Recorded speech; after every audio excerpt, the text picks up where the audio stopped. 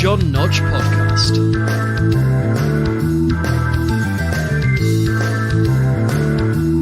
With your host, Hodgeythehack.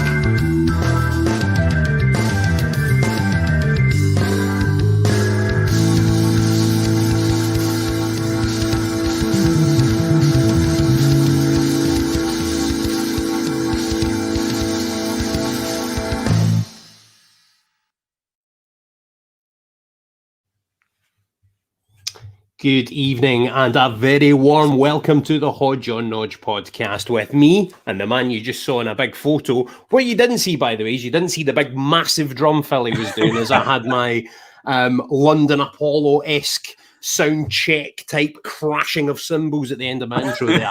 It's me and Benjamin Bloom coming to you live this evening. Good evening, everyone, and good evening, Ben. How are you, mate? Yeah, I'm just blown away by the theme tune. Could you have made it a little bit more ostentatious? I just don't think it's set us up in the.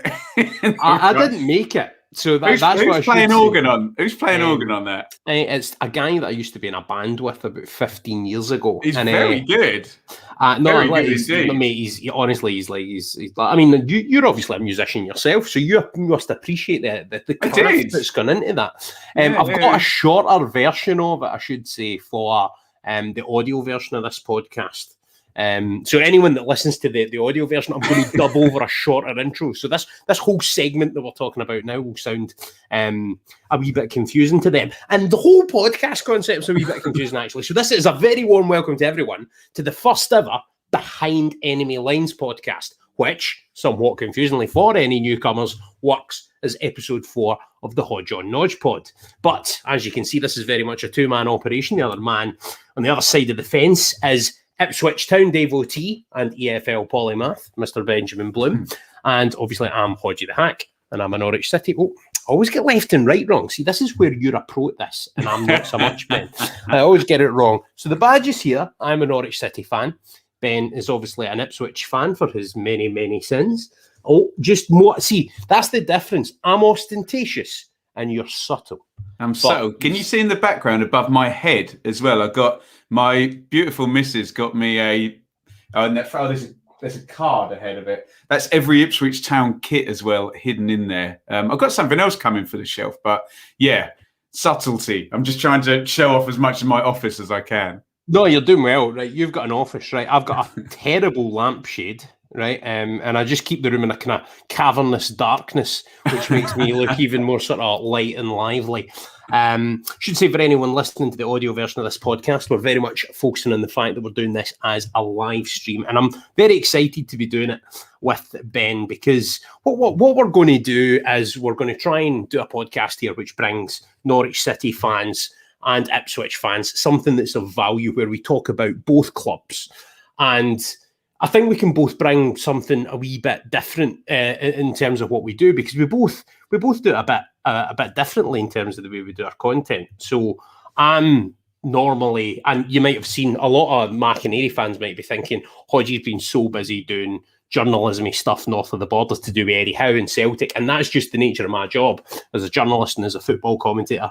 Whatever I'm working on at that point is what I'm focused on. But I can assure you that this podcast is still very much a focus of mine and close to my heart, and something that I'm really determined to make a success of. So all you Canary fans out there, don't worry.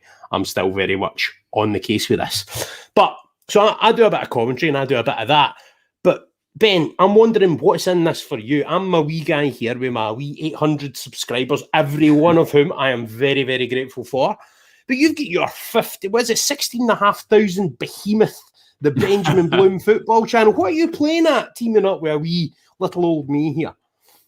I just like to talk football, Stu, don't I? No, I've done various bits and bobs, and look, let's be blindly honest about it. Norwich has turned out to be a pretty good market for me. I've made lots of friends with, despite obviously being an Ipswich fan, the ones that can get past any kind of tribal issues, have enjoyed what we've done. And obviously my channel focuses on the Championship, and the last two times Norwich have been in the Championship, they've won the Championship. So the fans have been particularly engaged and particularly happy with life. So, it's when you pitched it to me, I was like, go on then. Go on, we'll give it a go. Good man. Now, I should say my organisational skills have totally come to the fore here. I've organised this live stream at the exact same time as Norwich City are showing a live replay of our 3-2 win over Man City a couple of seasons ago. So well done, Hodgie, for that. But Ben, just as an opener, when was the last time Ipswich defeated a Premier League title-winning, Champions League final calibre football team? Can you tell me that? It would be... not in a friendly. It would not be in a friendly, in a competitive fixture, mate. It would be the semi-final of the League Cup, and I can't remember what year. 2013. They beat Arsenal in the first leg. Got absolutely pasted in the second leg, but Arsenal would have been a league title winning side a few years. Yep. An actual title holding side. God knows. Did they beat him in 2000? Who won a title in 2000? It's been Man United. Drew took the lead with Manchester United in 2000, but no, been a long time. It's been a long time, and to be fair, that was the game of that season, and a really nice one to look back on. But what we're going to try and do now, I think, as this podcast evolves quite naturally, mate, we're going to add more new features in and make it more of a kind of zany thing. But the way it's going to work now, you'll notice Norwich City's getting mentioned first every time tonight. That's because Norwich are at home tonight.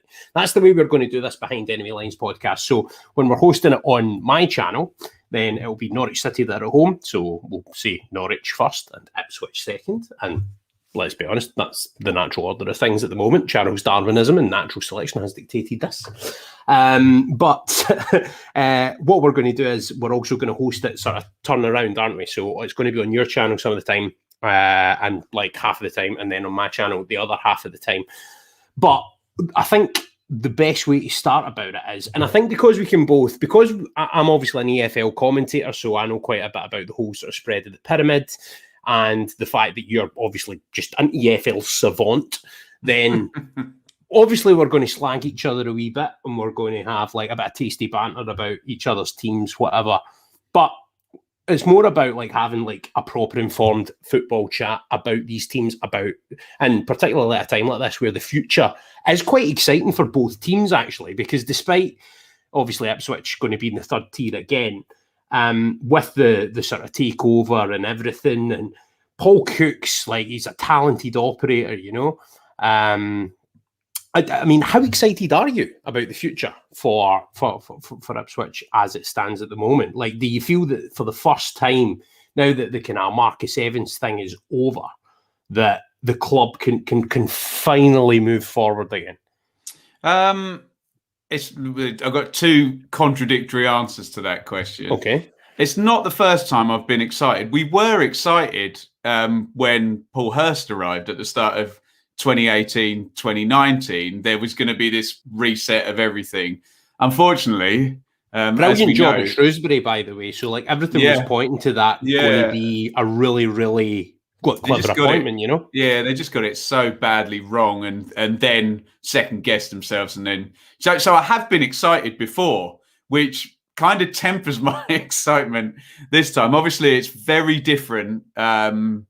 You know, going from a savvy Championship Mick McCarthy type operator, okay, it had been trending downwards for a few years leading up to him leaving, to a novice in the Championship is very different to go into a, you know, pretty savvy Championship operator coming into League One with new ownership. And I mean, you know, we'll talk about size and stature of clubs probably, you know, quite a lot in this, but I think even the most sort of hardened Norwich anti-Ipswich fan would admit that in the kind of hierarchy, both sides have generally sat between sort of, you know, 22 and 30 in the 92. So you would say at the moment Norwich are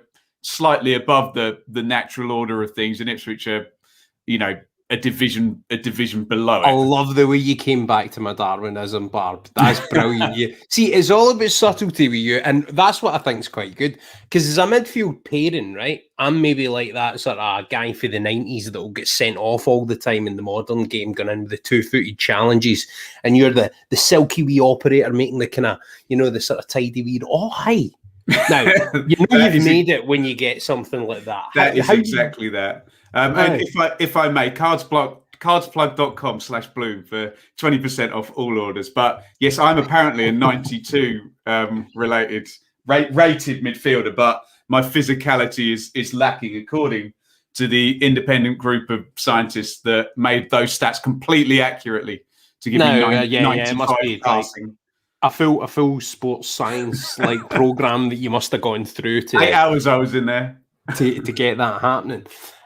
Talking about midfields, by the way, Ollie Skip and Kenny McLean, what did you make of them as a partnership this season? Because for me, right, for all, Emi Buendia is a genius. Teemu Pukki is one of the best finishers that's ever played for Norwich City, arguably the best ever. There was a defensive structure this season that was so strong. But everything for me, that was the area in the Premier League. You must be making me nervous. I'm looking all shiny here, but I'll be the sweat in my head. That must be the energy of just actually bouncing off somebody like you. But yeah, for me, the energy this season very much came from Kenny and from Ollie Skip. And in the Premier League last year, that was the bit where it fell down for Norwich City. There was a lack of physicality in that middle area. And this season, with Kenny and Ollie in there, it was just totally different. I thought the team had so much more balance, especially when it was a transition where we lost the ball and the opposition was countering. Max Aarons goes forward, Ollie Skip's tucked in. And that kind of dynamism and that ability to sort of cover and get across and things like that, that's where Norwich City this season, I felt, were just so much better. And I think that stands us in really good stead going up. What do you think? God, lots to say on that. It's weird because that team for Norwich that got promoted in 2018-19 never really had a central midfield, did it? It was, I remember he never nailed it down, did he? And I think there was Leitner and there was Tribal and there was McLean. And then Tetty would always end up getting put back in at some point. And then I remember there was an 8-game win streak and he just stuck with, I can't even remember who it was. I think it was Tribal and McLean possibly towards the end. I don't totally recall, but I'll tell you what, though, that is a staple of Daniel Farke's thing. He sticks with a winning team. Once he's won, he's won, that team isn't changing, is it? No, that by the way, see, for all these sort of forward thinking and all of the kind of modern methodology that goes into the way that Norwich City play, I find it really refreshing that is one of his staples, is just to go, do you know what? I'm gonna. If the team's winning, why change it?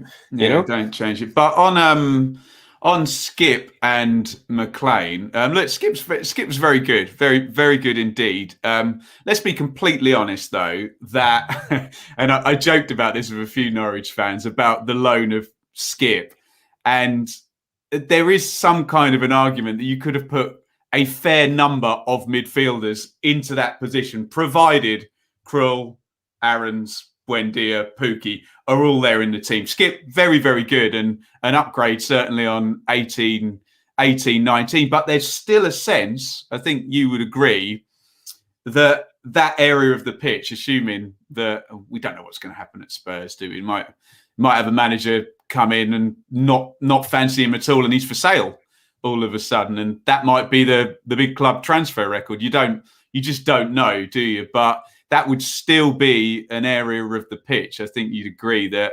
that he'd want to sort of polish up, let's say.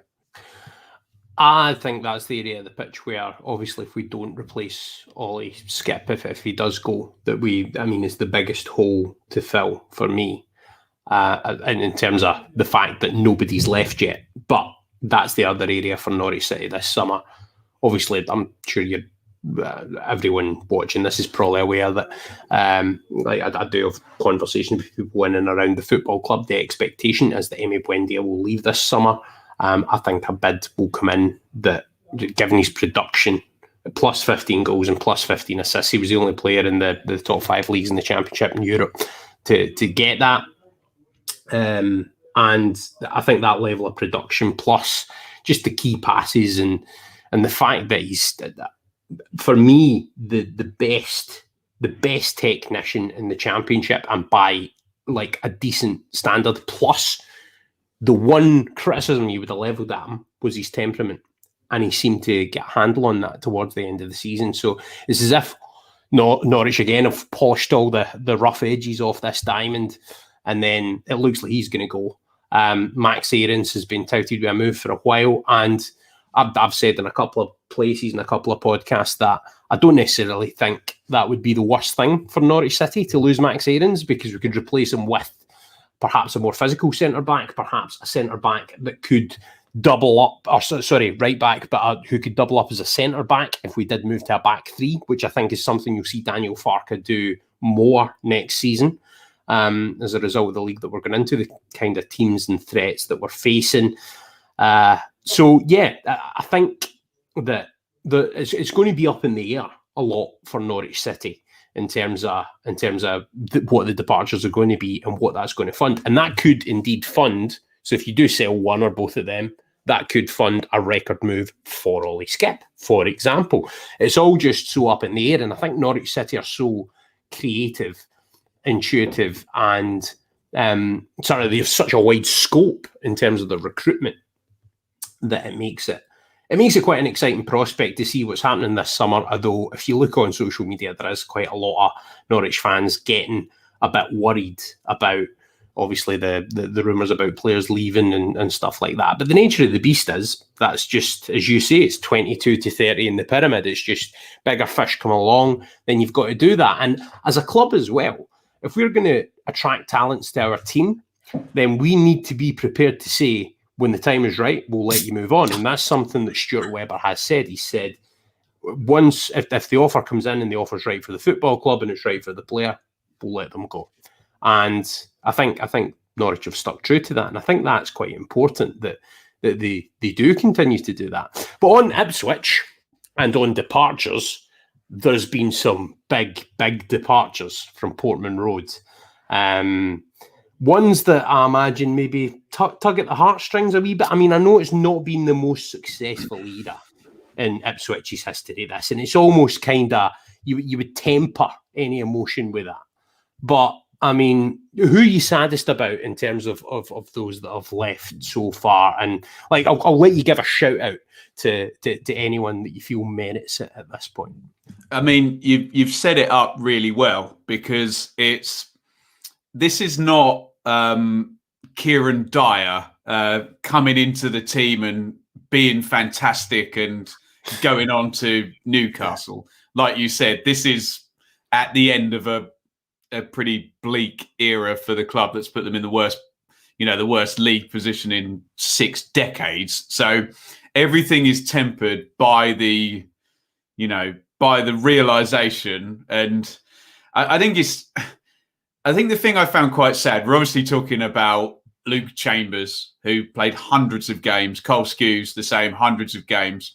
Freddie Sears less so, but has been there ages. There will be others as well. And, do you know, I think the worst thing about it is that everyone has had to give a caveat when they've said sort of congratulations to Chambers. And I was getting a bit fed up, sort of far be it for me to get fed up with Twitter, where sort of the most nonsense is spoken in the known universe with small nuggets of sense somewhere around. But everyone was kind of put in, I know it's not been the best era, or I know he's not everybody's cup of tea, or blurdy blur. Cole Skews has gone to Olive, has gone to Colchester, as many Ipswich has players. he? Oh, well, at Yeah. least he stayed semi-local then. He's Oh, of just course. what he's done is he's gone south instead of north. Stu, they're all going to go to Colchester.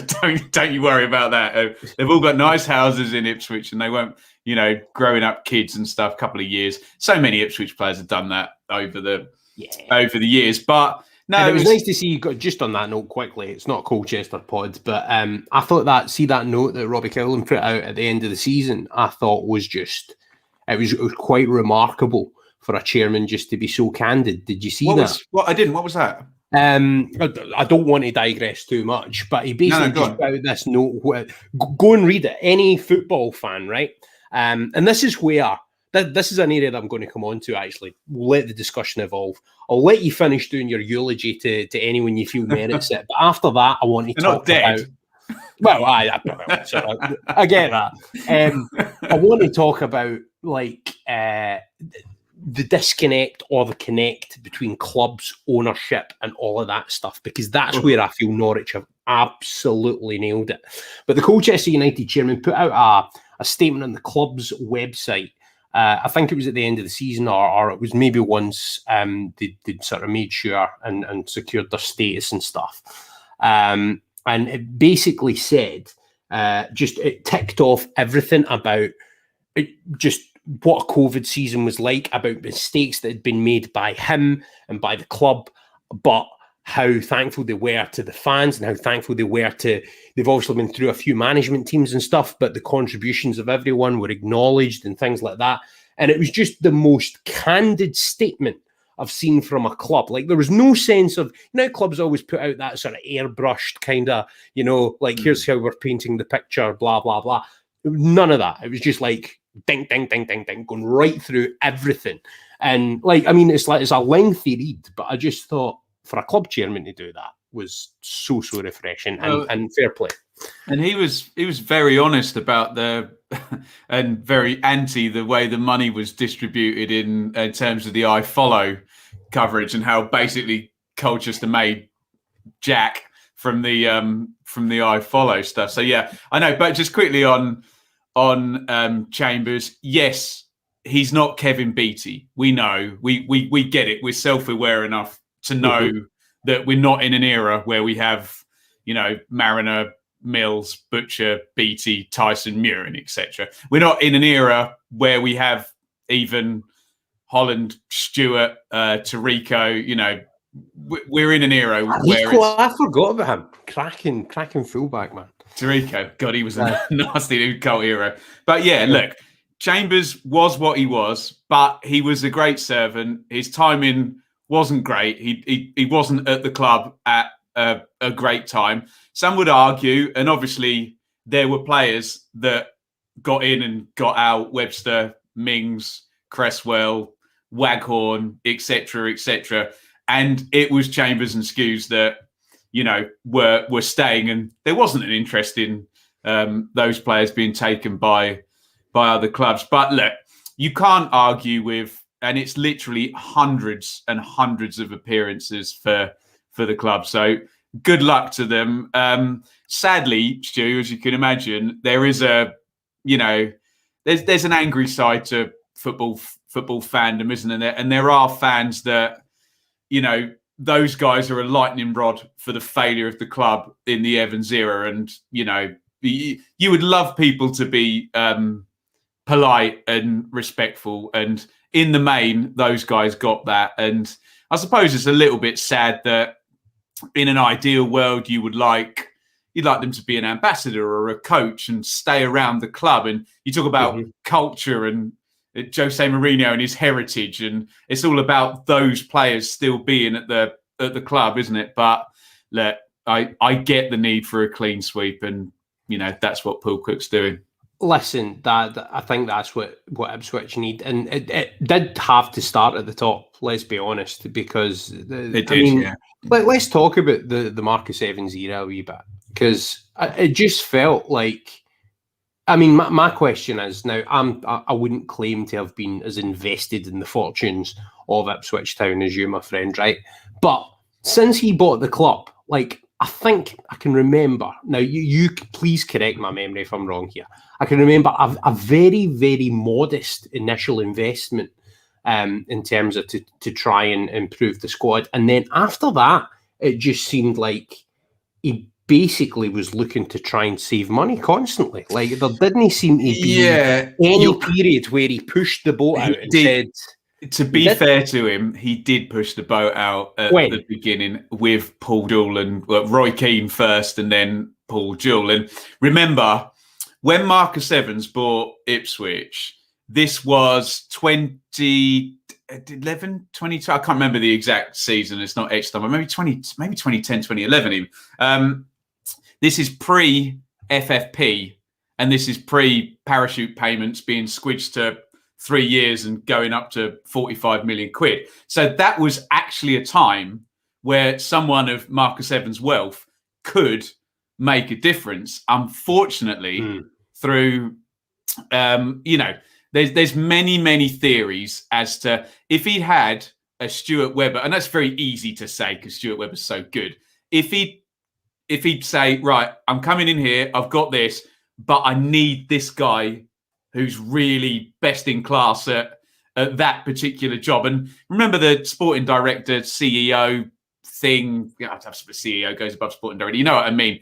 That position wasn't really a thing when he took over. But unfortunately... That's a great bugbear of mine, right? In the UK, that has to be said with a big asterisk. Oh, fine. Right? Yeah. Right, because it has been the model on the continent for a long time. And I had a convert, right, I'm going to sound like I'm name-dropping an absolute bell. Clang.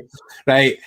Damien Camoli and me had a conversation in about 2014 where we were both just so frustrated. Just smarting people up, Stu. So Liverpool and Spurs. Yeah. So Damien Camoli was the first guy to bring. So anyone who's seen the film Moneyball, right? It's essentially where a team, a baseball team, whose name the Oakland Athletics. They used a concept called Moneyball to try and extract the maximum value based on statistical analysis of baseball players. Damien Camoli was the first person to bring that methodology into English football. He did that with Spurs and Liverpool, most notably. I did a story for the local media in Norwich when Stuart Webber was appointed, because I'd already struck up that sort of relationship with Damien.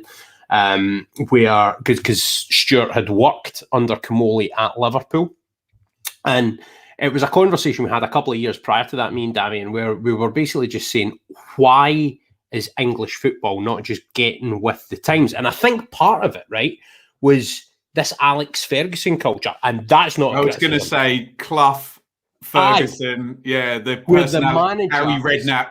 The guy who can do everything, Bobby Robson. Yeah, you're totally right.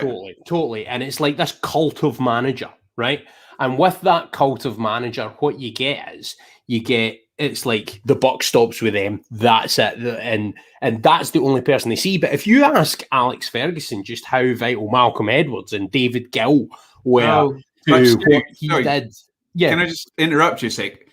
There's an argument. The first sporting director in English football was Arsene Wenger, because he did that as well as manage the team, and he picked out all the sort of French players, changed everyone's diet and all of that. But sorry, go on. No, yeah, you do make a good point, but he was doing both. He was doing like two jobs. He was doing that and the head coach. He's kind of the bridge, isn't he? Aye. No, that's a good analogy. The bridge of Wenger. That's probably why he's FIFA's head of global football development. And one of the few non-corrupt people in that organisation. Allegedly. Stuart's words, not mine. Allegedly. Yes, of course. But that's pending any investigations and outcomes of inquiries and such. However, I think that cult of manager has kind of put things in a certain perspective in Britain for a long, long time, right? But what I wanted to ask you was, and we're getting some great questions in, I should say, on the chat. I'm going to come to some of them in a minute. But what Norwich have done so well, and this is something that has been done really badly. And at football clubs, it goes through phases, like at different clubs where fans feel really connected to the club and the players and stuff like that. But there's various different bits of a football club. But at Norwich, I think what we've got is we have unity across I'm not saying that fans don't argue or anything like that, but it's like the fans are connected to the fan groups, and the fan groups are connected to the club, and the club is a whole entity where it works from Delia to Stuart Webber to Daniel Farker to the players, and it's just an entire community and ecosystem where everyone coexists, and everybody's fairly happy. I mean, even when we got relegated to the Premier League after that sort of fairly abject post lockdown sort of run that we had, although people were unhappy with the results, there was no sort of sense of like, let's flip the monopoly board up and kick everyone out, you know? And I think as well with the European Super League thing that happened, I think people are grateful for the likes of a Delia Smith type owner. So what I'm getting at is, for Ipswich then, what's it going to be like moving forward? Like, what's your impressions of Ashton and the people that have come in? And do you think that in some way you guys should try and get some of what Norwich do have in terms of that real connect and cohesiveness around like the whole ecosystem and everything in it? Well, of course. I suppose it would be a bit of a leap to go straight to Norwich, who have had, sort of 5 or 6 Premier League seasons in the last decade, haven't they?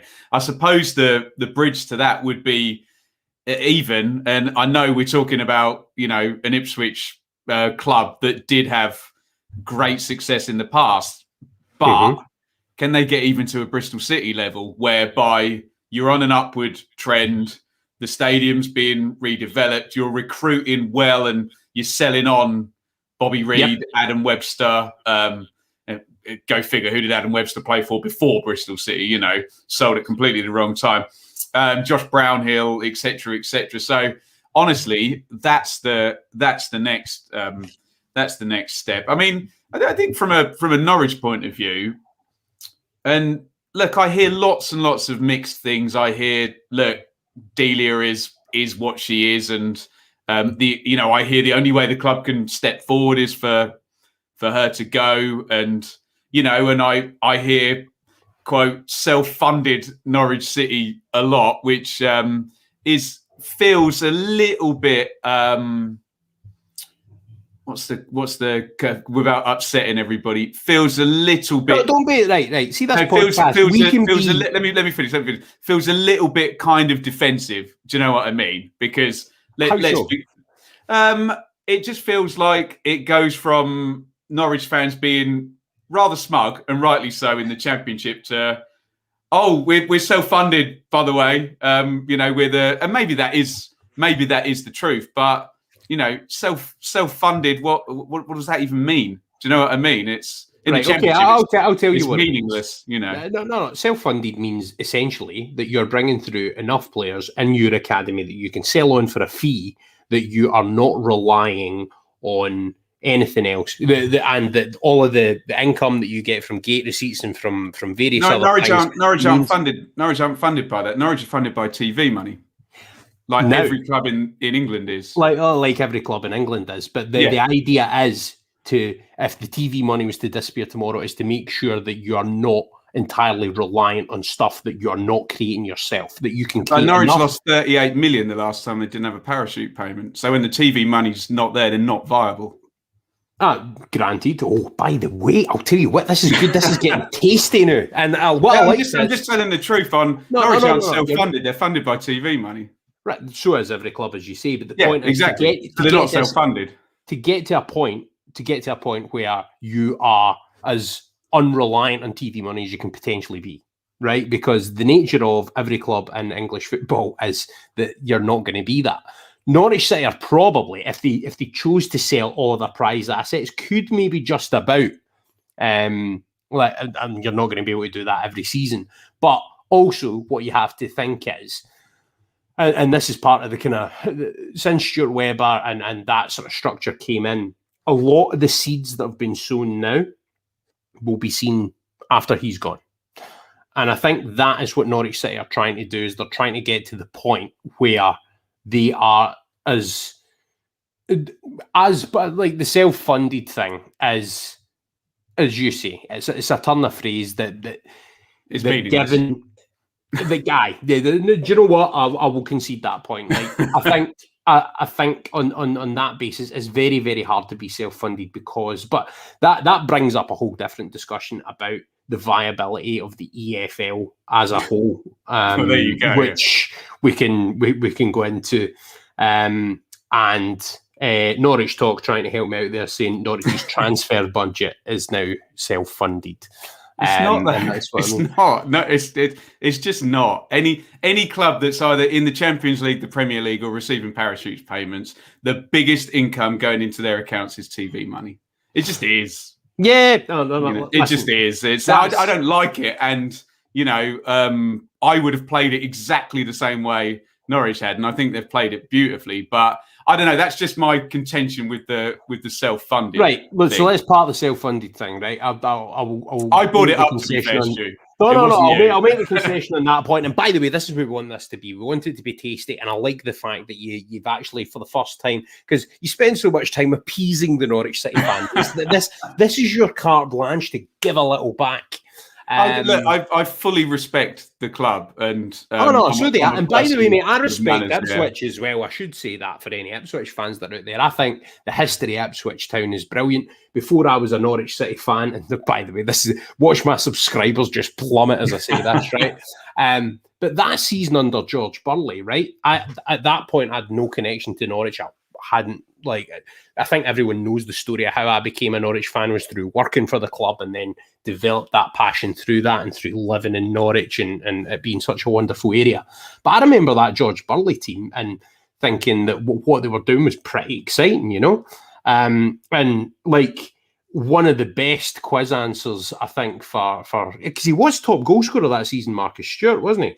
Top English goal scorer, sadly. Is that what it was? I think was it Jimmy Floyd Hasselbank or Thierry Henry beat him? Possibly. I can't remember my exact number. But this is getting brought up a lot this week because all the Leeds fans are now trotting out highest finish by a promoted side in the first, or highest points total rather, since Ipswich Town 2000-2001. Yeah. There you go. Now, George Burley's from a place called Cumnock, which is 3 miles from where my mum was born. So I've got a lot of family in that part of the world. So that was part of the reason for the investment. And also, by the way, had it not had George Burley not been fired by Vladimir Romanov at Hearts, that's the one. Hearts, didn't he? Yeah.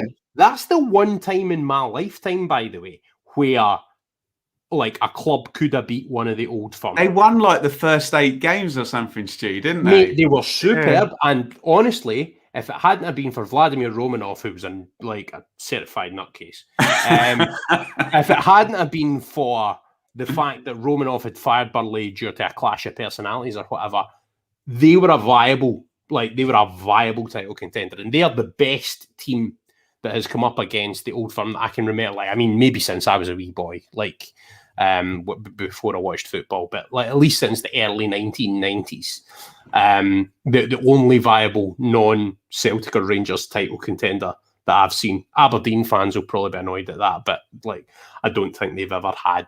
Like, who was the last team that wasn't Celtic or Rangers to win the Scottish League? We've got to be in the 80s here, haven't we? Yeah, we're going back to the 80s, and I think Dundee United were the last one. But Dundee United and Aberdeen were both in and about it in the 80s.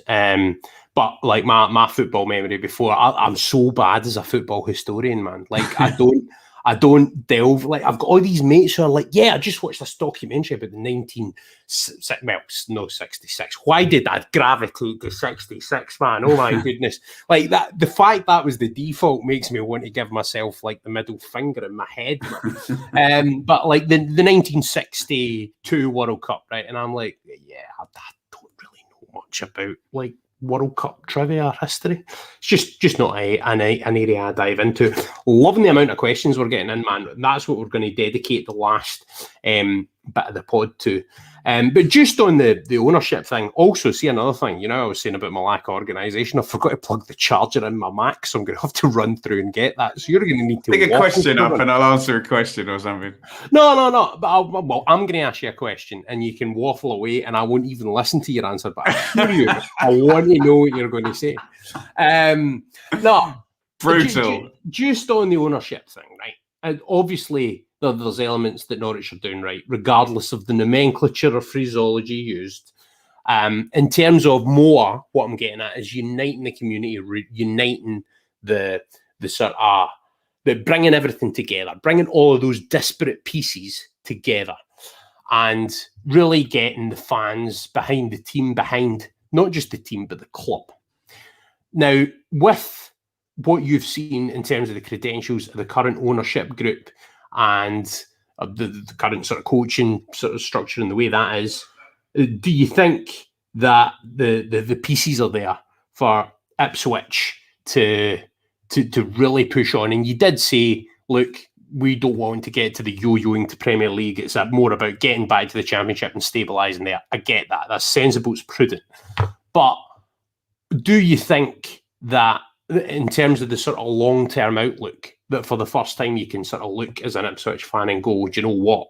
There is actually like a clear route of sort of breadcrumbs plotting the way ahead now where we can kind of go and move forward. Do you actually see that? By the way, I'm going to make a prediction now. Ipswich will go up next season. We'll be back in a minute. I mean, I hope so, Stu. I hope so.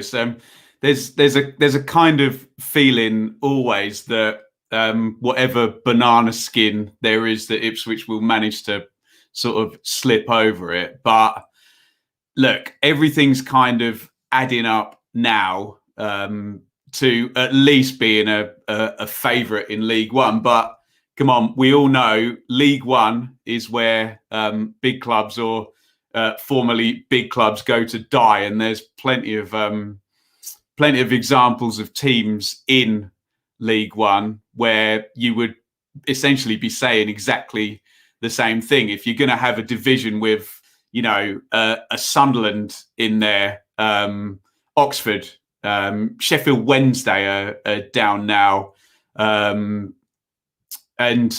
Portsmouth, reel them all off. So look, on paper, yes, it does, kind of add up to it. At least a viable League One challenge. But, if there's a way to trip up, Ipswich, particularly in the last decade or so, have managed to do it, let's just say. So I'm cautiously optimistic with my normal collection of vast caveats when it comes to predicting Ipswich not letting me down. There's something about the word caveat that is in the water at the moment, unless it's one that you use quite a lot, because you've used it twice tonight. Interesting. Caveat. And okay. Yeah, I was on a stream where I was getting asked about the Eddie House stuff that I've been doing with Celtic for our channel Celtic Fans TV the other night, and I used the word caveat to cover my proverbial about 5 or 6 times, and I don't know if the word caveat is it going to be like word of the year. I don't know. Let's be very frank about it. I'm making excuses for my football team to fail. There you go. That's what the caveats are. Hey, right. The one thing I will say that might give you some sort of form of salve your conscience a wee bit with that is I'm Scottish, mate. I know what it's like. I know that pain very, very well. And although things are all rosy in the garden for Norwich City right now, and it's a great time to be following and loving the football club, the one other thing that you do have to always be aware of is that things can change in football so quickly.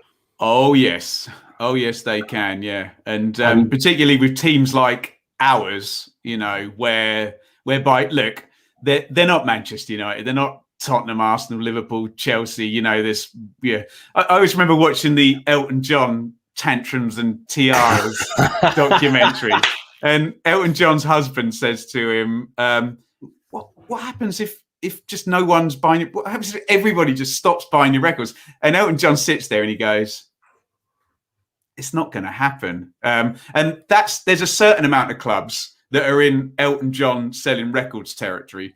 Whereas my club and your club, couple of bad years, and you don't know. We've both been in the third tier in the last sort of 10, 15 years. You just don't know where.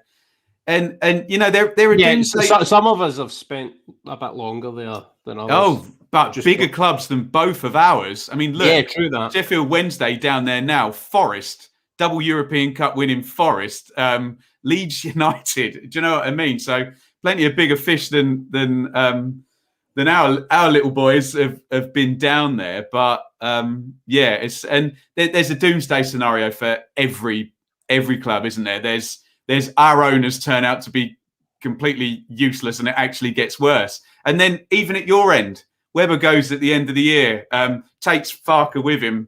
They make the wrong hire, and there's a doomsday scenario for every club, isn't there? I think you make a good point, although Norwich City succession planning, I have full confidence in, because there's a doomsday scenario for every club. No, listen, and that's the thing, right? And you've got to be wary of that. And I'm actually going to bring a comment in, which is very, very stark, right? That's why football is dead from George. What's why football is dead? I think what he's getting at, he follows on to say the Premier League's a closed shop, very dull to be involved in. And I think that's right. I think, and now that we live in the era of these super clubs, like I've said this in various channels, like, I mean, I like watching Norwich. It's more fun in the Championship. And that's not just because we win more, right? Well, Stuart, can I parlay this into a question for you? Mm-hmm. Because I felt a bit sorry for Norwich fans and Fulham fans, West Brom fans as well recently, and it's all, waste of time, Norwich and West Brom and Fulham, they're just up and then they're down and they're up and they're down. That's not their fault. That's the system. And it's not good for football it would actually be good for football for West Brom to survive a couple of seasons or Norwich to survive a couple of seasons, Fulham, etc., etc. And so I think it was George, the commenter. I know exactly what he's saying. And you'd want the dream to be you go up with a good team, and like you guys did in 92, 93, you stick a sweeper in, you're ahead of the curve, you get Chris Sutton up front, and you challenge him for the title. Or Ipswich nearly making the Champions League in 2000. It does feel like that's off limits now. Gone. Doesn't it? And it's sad, right? It's sad that football has become that, because the English football pyramid, I've always said this now, never in my life that, like, you need to threaten me with pain of death most of the time to admit that England are the best at anything, right? The English football pyramid is by far the best in the world. Me and you both have a fervent passion for the EFL. I would not rather be commentating any... like, the money would be better, and it would be better from a scope. But, like, if you ask me, generally speaking, would I rather commentate Burnley Crystal Palace in the Premier League, or... come on, Stu, look at that Brentford Bournemouth playoff semi-final. Did you see it? I didn't actually see the game, mate. But I've watched both of those. Carnage. Utter carnage. I've watched both of those teams, and they're brilliant this season. Like, I've best entertainment you get, and just brilliant. This absolute. I always liken the Premier League is a bit like flat racing, if you like your horse racing, where invariably the best horse is hard to beat them. The Championship is the Grand National, but you've got to do 4 laps as well, and the fences are like 2.5 meters tall or whatever. It's just complete carnage. And if you're not ready, and if you're Stoke and you hire Gary Rowett, it will chew you up and spit you out and what have you, won't it? So yeah, you got to love it. But yeah, I agree, and it's sad that I was talking to some Leeds fans where you think they've got this world-class manager, they've got this incredible support, and we're saying, oh, could they get from 9th up to 7th? Wouldn't that be? And you're like, it's Leeds. They won a title in 1991, and that's where we are now, isn't it? Aye, and like you're talking about clubs like fortunes crashing, going for the Champions League to like struggling in League One for a long, long time. And then like it took them a good number of knocks on the door to get out of the Championship as well. Like that Leeds are a case in point for just how quickly a club's fortunes can can totally turn around and Go fall both through. ways, yeah. Yeah. No, absolutely that. So I'm going to get to some questions because we're approaching the home straight for this first pod now, which, by the way, I feel's gone quite well. Like, I feel we could do this for hours and hours and hours.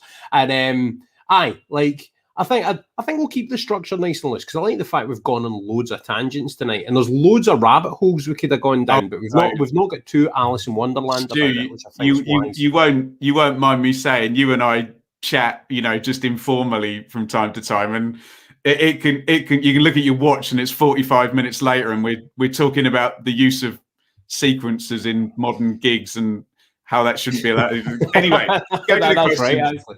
Right, yes, let's get to the question. And by the way, thank you everyone for who sent some questions in. If we don't get round to your one particularly, then please don't let that stop you from doing it the next time, because I'm surprised and really, really delighted with the number of questions we've got in. Firstly, let's first shout out to Robbo Zini. Says, loving the content, Hodge. Well done, loving yours Robbo. as well, mate. And we'll get you.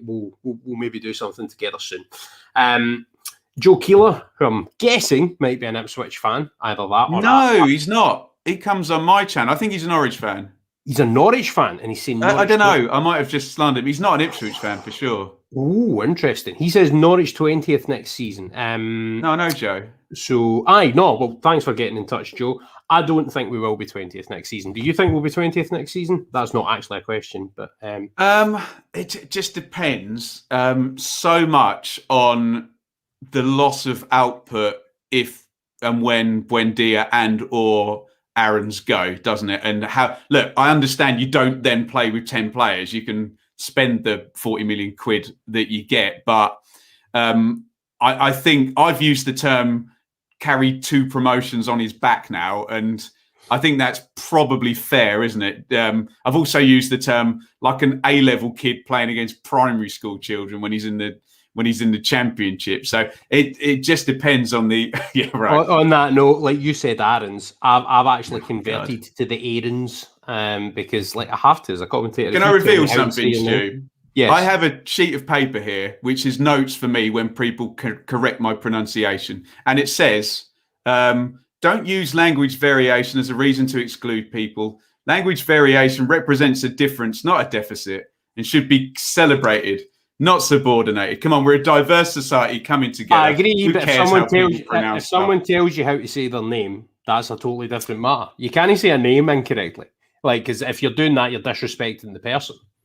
Only if you're speaking in your own mother tongue and they're also speaking. When I get criticised for Matthias Klick or Klitsch or Robin Koch or Koch for Leeds, and I'm like, look, I'm an English... but hold on, mate. You're talking to a football commentator. That is my job, right? But I'm an English person talking to an English audience. These people don't speak German, and yet I'm being held to account for not using a German pronunciation to English-speaking people, and it just grinds my gears, Stuart. Do you know what? I love it, Peter Griffin, and that, by the way, I'm really, really happy that you've. I agree totally with the ethos of your statement, but I think names are the exception to that rule. Because if you go to Ireland, right, and you meet somebody called Roisin, and you call her Roisin, right? Then, I would always say to someone, excuse me, how do you pronounce your name? I'm not sure how to do it. Good faith and intent need to be, if you're doing it in good faith with no ill intent and you haven't been warned, and also, as well as I do, Stu, look, it's a bit different when you're getting paid by the EFL to do it, and I'm on my YouTube channel trying to do 30 teams with 5 million different. And mate, you do a wonderful job. Listen, I'm cutting across you because I want to get more questions. Do it. Robbo Zini says, for Mr. Benjamin Bloom, does he see Norwich City staying up next season with all the eyes on Buendia and Aarons from the many clubs? We may lose some key players. Can we survive? Depends who's signed to replace them, doesn't it? If and this is the one that we all agree that Stuart Webber's a fantastic sporting director. He's still, let's be honest, the team that's just been promoted was built on Aaron's, Pookie, Buendia, Krull, that first load of players. And there still is a question, which may well be answered, is in if he's got 40, 50 million to spend, can he now? And let's be fair to our friends at Leeds, who with Rodrigo and Rafinha, just that extra edge up of, quality. And I think your manager deserves it, actually. I think he deserves some tip-top players, because the football I've seen him produce has been really, really excellent. And you think, come on, he shouldn't have to be relying on Buendia killing the championship of time, and Aaron's as well, time after time. Anyway. Granted. Right. Does nobody wants to ask me in? Does Ben think the new Ipswich owners will try to put in place the type of structure and approach that Webber's succeeded with at Norwich, or will it be more of a splash the cash type of approach? That's a really good question. Thank you, Luke Travis. Look, Ipswich have got muscle in League One. Let's be fair. In the Championship, the splash the cash thing doesn't work. It just does not work. And we've seen, look, unless you're Wolves and Fosun, and you lose £52 million in a season to get promoted, and you basically buy Champions League players and score 99 points. Neves. 16 million euros, right? And you're telling. And by the way, Stuart, I thought the maximum losses were 13 million quid, but there we go. Let's not get into FFP. Let's not get any financial fair play or the Jorge Mendes agent tie-in. There's a few things there. Right. I mean, don't get me wrong. One thing Wolves did very cleverly.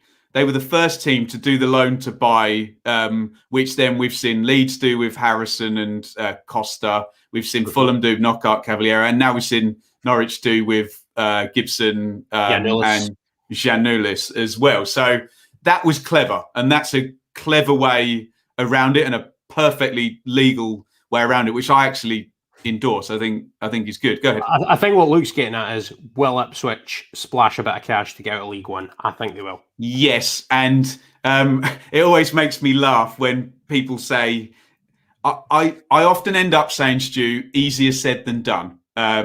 People say, my team should just adopt the Brentford model. And I'm like, okay, so you're suggesting that you sign all the best players. B team as well. Also, let's think that the way that they are structured as a club works is totally different. They've got a B team rather than an under-23s team that plays friendlies against teams around Europe and stuff like that. The way that they do it is totally different. But sorry, carry on. Regardless of the minutiae, Stu, the easier said than done thing is, of course, everybody would like to, because essentially what Norwich have done is put a sporting director in, signed a load of good players for very little money, had a load of good youngsters come through, played really good football, and got loads of points and scored loads of goals. And to that, I say easier said than done, isn't it? So, yep. Everyone would want to do that, wouldn't they? Yes. No. Granted. Right. Nathan Hill, love this question. And it came up when we were having the discussion about sort of identities and club stuff. And I think I'm guessing this is a theme that's going to be coming up. You take this one, Stu, because you know about Celtic and Rangers. All right, you ask it then. Hi, chaps. Do you think the rivalry is stronger, fiercer, as we're both one club counties? It's a good question. Therefore, families and workplaces aren't split like bigger cities like London, Manchester, Liverpool. I'll add Glasgow in there because I know you know about it. Yeah, do you know what? I'm going to take Glasgow out of that. In fact, actually, you need to look at each one of these places in isolation, to be honest, because Glasgow, there's the whole sectarian bit of the divide. Liverpool is a strange one because of the whole Hillsborough thing and everything around that. There's a real unity between Everton and Liverpool, despite there being a rivalry as well. Yeah, the hatred's Liverpool, Manchester United, isn't it? Yeah, it's a bit more weighted that way. London's got so many clubs that's obviously intra-city rivalries. So if you take Millwall, Charlton's fun. Yeah, or and then with West Ham as well. You look at the space age one, you've got Arsenal and Spurs, which best stadium I've ever been at, by the way, that Spurs ground. What a night that was, man. Like last real football game I was at, actually, as a fan. Absolutely amazing. But do I think the rivalry is stronger or fiercer? No, I'll be honest, Nathan, I don't. And especially having grown up in the Old Firm Goldfish Bowl up here, I don't think it's the strength of the rivalry, but I think it's a unique rivalry. And I think it's a unique rivalry because it's a unique part of the country. And I think the historical trajectories of the teams and the clubs respectively have made it that way, and both clubs have in their history a very, very storied past. I would argue that Ipswich probably have a more storied history than Norwich, just in terms of the number of characters and the fact there's obviously a bit more European success in there, stuff like that in some ways. But then obviously as Ipswich sort of fell away, Norwich really came to the fore in that sort of early 1990s surge. With Jeremy Goss here in episode 2 of this podcast for the What's the Goss. Obviously, that was a wee bit of an honour for me to have him on my pod.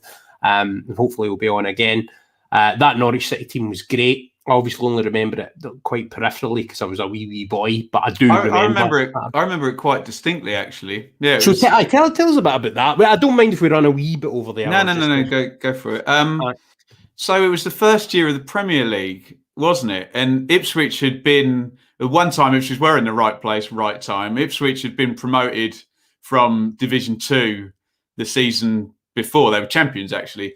And the Norwich thing just came from nowhere. The sweeper. And I think the thing was that there were, if you saw Ian Crook play, just a class player, and Chris Sutton obviously turned out to be Britain's top striker at one point. Real Fox, who's a Witten boy from Ipswich as well, was a great player. And you have people like Mark Bowen. And I'm just going to say though, you can't lay claim to him despite him being from Witten. I'm not like he's definitely an Ipswich boy. Yeah, he's definitely ours. Like, he went to my school actually. No, he didn't go to my school. My English teacher taught him, and then moved across from I think it's Thurleston he went to, but we're very into the weeds. And I love it, man. Like I like a bit of that. So, it was very much. You'd be amazed how much longer a 42-game season feels than a 38-game season as it was then. And Manchester United were the big behemoth still, and it felt. And I remember distinctly. It was Norwich, Villa, and Man United. And there was a point, Norwich fans will correct me on this, Norwich won at Villa. And you genuinely thought they could win the title. As it turned out, Manchester United had Cantona and Giggs and Ince, and I don't think they had Keane yet at that point, but then they just zoomed on into the distance. But I mean, other than who's come close? I mean, Leicester obviously won it, but have we had anyone that quote small get that close? Because I remember Forest a few years later, he came up and finished third with Frank Clark and Stan Collymore. Newcastle, they're like, I'm sorry, and I'm like, the thing is, they're not small. I think we both need to go over like worrying about offending fans, because like I'm going to offend Ipswich and probably Norwich fans with my candor, and likewise maybe you as well. So we'll go over that. Nottingham Forest, given their history in Europe, are a bigger club than... No, understood. Yeah, understood. And Newcastle with Keegan felt big just because of Keegan's personality, I think. That was partly a time and place thing, because like the mid-1990s was an amazing time culturally in the United perfectly, Kingdom. Didn't it? Yeah, Keegan and Andy Cole and Ferdinand and Ginola just fit perfectly. But no, there was an incredible team, and they did it by tactical innovation as well with the sweeper and the extra man at the back. And again, to the comment, Blackburn's, that's the one. But then they were dosed up. They're more money than God at that point. Blackburn were the forerunner to Abramovich's Chelsea, where they took Sutton and they took Shearer and they took Batty and they, Sherwood, and they just signed everybody, didn't they? Lasso, Flowers. They threw everything at it and it worked. And fair play to them for that. It did work. Norwich nearly did it through tactical innovation, and Leicester with the counter attack and Vardy and Mahrez were the only other people to win it in that way, weren't they? The difference I would say is, the counter attack element, but I don't think that was as tactically innovative. I think Leicester were the beneficiaries of a season where everyone who should be a title contender was abjectly awful. Lightning in a bottle, yeah. I think there was an element of that, to be honest. I think one thing. Sorry to interrupt you. One thing Norwich fans forget as well. I think they finished 5th, 89.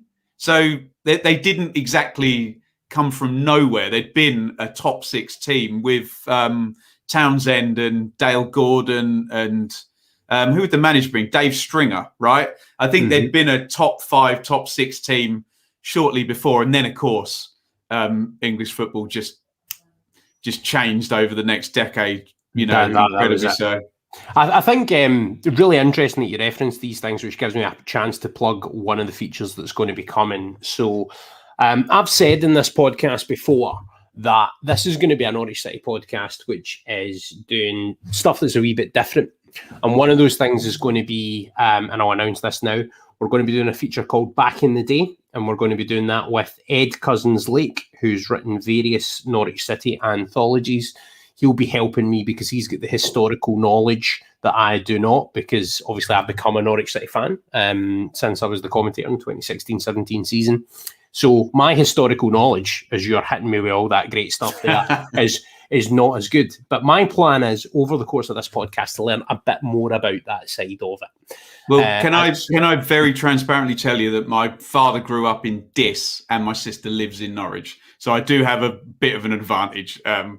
Despite being an Ipswich fan, I do have a bit of an advantage here. I'm also live a lot further away from Carroll Road than you currently. I'm in Bedfordshire now, aren't I? So I'm going to ask. Oh, is that right? I never knew you did. Yeah. Anyway, one last question, and it's one that's just to make me feel good. Sophie just has a comment and says, love Sophie. She's often on my channel. Yeah. Hi, Sophie. By the way, for everyone that is sort of watches Ben's channel and content, good on you. His stuff is amazing. I'm a fan myself. And hopefully through doing this podcast, then we can maybe get you sort of dipping into some of my stuff. If you like EFL stuff, another thing that I did a really sort of revealing interview with Alex Neil in the very first episode of Hodge On Nodge. So you can go check that out. You can tell me off air who he's going to be managing next season, yeah? Maybe. I've got an inkling. Right, one last question, and it's to make me feel good. Or maybe not. Norwich Talk asks, yes, Ipswich had their version of a 7-1 Colchester battering? Not in terms of it being such a turning point, but in terms, because obviously it was more in terms of humiliation, an absolute nadir, an absolute low point. We lost 7-1 to Peterborough on Sky TV as well, and that is that as bad? Peterborough are a better team than Colchester. I mean, look, let's raise the elephant in the room. 5-1 at home to Norwich was painful. There's been a few, even recent ones. I mean, even at the end of this season, you think, how low can you fall? Where the players checked out and it was 3-0 at AFC Wimbledon, and that was I did a couple of games towards the end of the season. Paul Cook was hilarious as well. He was brutal, wasn't he? Oh man, see how candidly he spoke about it. Basically just saying that nobody was trying.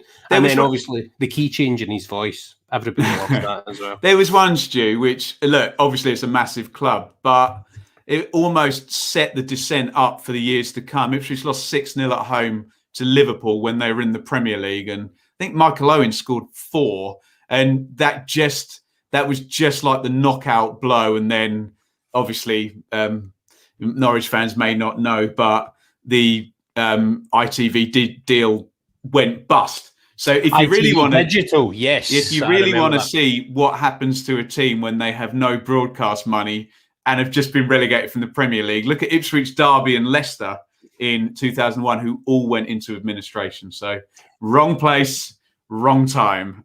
Yeah, and talking of that, Paul Cook's got experience of that, obviously, with what happened at Wigan, awful. Which was absolutely awful. And I think we've both got similar thoughts and feelings on that. Great question from Canary Girl 73, who asks, will you guys be doing a follow-up pod? Which gives us the chance to explain how this is going to work moving forward. So I think we're going to aim to do these. I mean, the Euros will get in the way, right? Yes. So we should say that as my turn to say the word caveat. The Euros will get in the way this summer. So, like, with that being sort of playing as an exception to the rule, I think the plan is we're going to do these fortnightly. So it will be once a month on your channel and once a month on my channel. I'll probably use the one from your channel and put it down the podcast tubes for all my listeners on podcasts.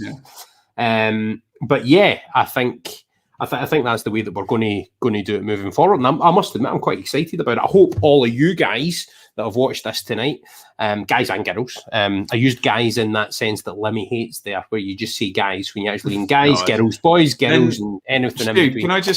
Can I just say, not to be preachy and not to tell people how to think or, anything like that. What we're trying to do is, look, in the stadium, we love the back and forth and, all of this business. But some of the interaction you see is not great, is it? It's really, doesn't cover either side. And we get it, sometimes it goes a bit too far. We're not after anyone kissing anybody else's backside, but just coming from a position of basic respect as the, as the basis for is what we're trying to do. And perhaps if we can help one person to not send that ridiculous vitriolic comment on Twitter, because they understand that clubs from rival fans can, look, let's be honest, there'll be some people who won't be interested in this type of thing. They'll not interested in hearing what you've got to say, not interested in hearing what I've got to say, depending on which. Fine, whatever. But we're trying to just come from a position of respect, if you know what I mean, without sounding too preachy. Anyone can do or think what they like. That's up to them. But this is just where I'm coming from. We still have freedom of thought, even though cancel culture is a thing. Stop it! Don't. I just like teasing you, mate. I think the thing I would say is I totally agree with that. But what we can do here is we can cross that line between, like, I think we've done it a bit tonight, where it's that line between banter and a bit of ribbing and poking and disagreement and agreeing and, like, just basically having debate. But I think the good thing is, because we're talking about both clubs, and I'm not surprised this has happened tonight, we've seen like loads of other clubs come up through the discussions that we're having. And I think having a space where both fans can come in and respectfully engage and ask questions, and we've seen that tonight with Norwich fans asking questions about Ipswich and vice versa. I think that's the aim, isn't it? It's to create a space and a platform where people can come in and we can have a respectful and honest debate about it in a way where the fun is still there, the rivalry's still there, but none of the vitriolic, nasty nonsense element is there. That's what we're doing with this pod.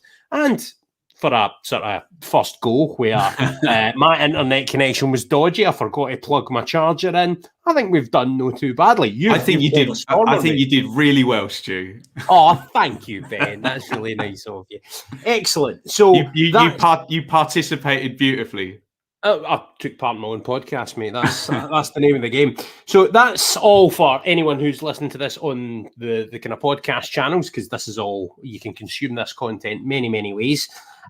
So for me, that's all for this week's Hodge On Nodge. You can find me as Hodgeythehack across all social media, and Hodge On Nodge is downloadable and subscribable on all of the favourite podcast platforms, as well as on YouTube, of course, where you can find me. Anyone who has liked this tonight, I would appreciate if you gave me a wee follow and a wee like on any or all of those social media channels.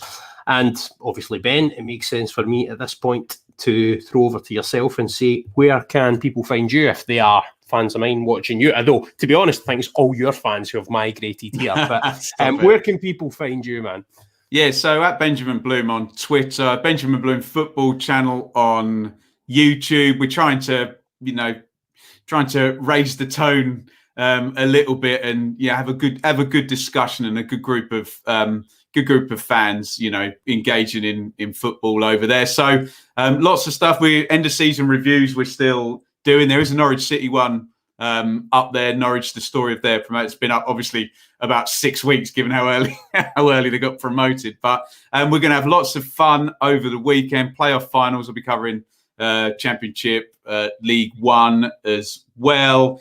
And My dearly departed show is the big thing if you're a Norwich fan. So it's the teams that get promoted out of the Championship. So there's a specific show for, it's going to be next season. It's going to be great because listen to this lot going to be arguing. Leeds, Villa, Norwich, Watford, and one of Swansea and Brentford. And let's be honest, if it was Brentford in the mix with Villa and Dean Smith and Leeds and Pontus Jansson, that'll be a lot of fun for me, let's just say. But good luck to Swansea, of course, and may the best team win, Stu. But yeah, head over there, loads of coverage.